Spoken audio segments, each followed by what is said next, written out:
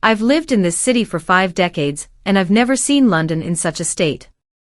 A furious GB News guest launched a scathing attack on Sadiq Khan live on air, accusing the mayor of overseeing the capital's decline.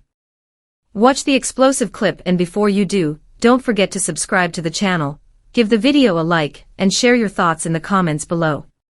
Mayor Sadiq Khan today unveiled his radical change of approach to the Green Belt. He'll rip up the rules protecting Green Belt land in a bid to build almost 1 million new homes for Londoners. Angela Rayner is expected to give Khan's government the backing, and ministers last year announced plans to reclassify some low-quality Greenbelt land to deliver targets of 1.5 million homes in the next 5 years. Look, clearly, the thinking is this going to start in London and then roll out elsewhere in the country as well? There's a gentleman on the front row here who would like to make a point about this. Go on, then. Yeah, I'd like to make a comment. Basically, 88,000 homes at almost £100,000 a home. That's almost £9 billion. Where's that coming from? That's one.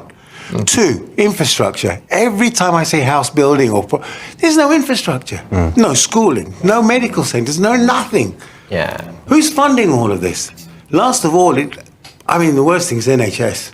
What are we doing to it? We're absolutely crippling it by doing what we're ever doing. Is the Sorry, point Barry. go on, yeah, carry on. I know, Barry, you don't like some of this that we say about Labour, but they've got to look at themselves very much seriously. Also, the protection of crime.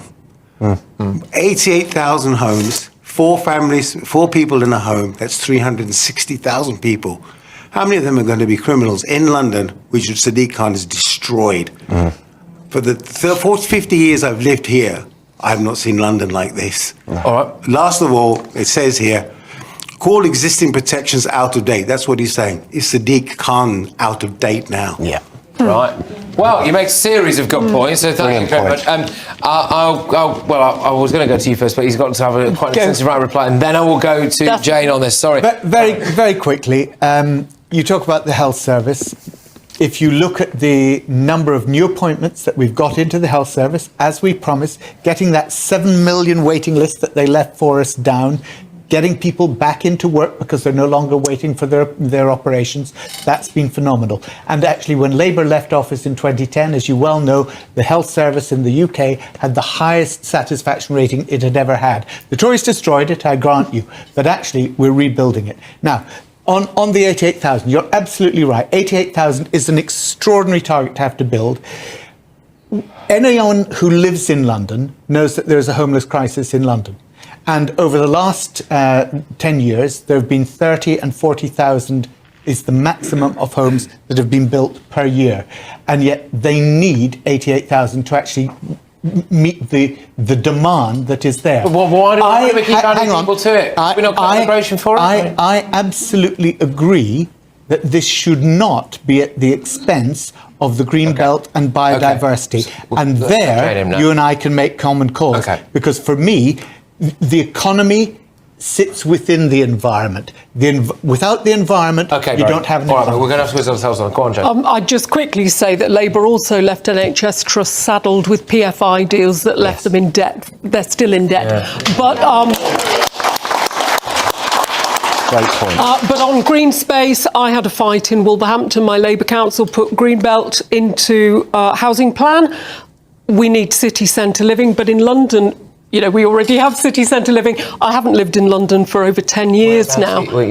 I live in Wolverhampton now, but I lived in South East London in Brockley for a long time. We had a really beautiful park and green space, but you really appreciate it because there's so little green space in London. Do you think that Labour will just concrete the Green Belt?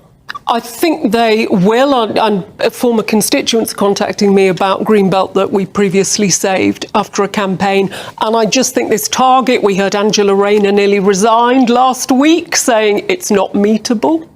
So it's really interesting as Angela got her own way on upping numbers via Sadiq. That's interesting. Adam, Look, let's be honest here. If It follows the trend of London at the moment. Most of these homes are going to be filled with people from that are foreign born.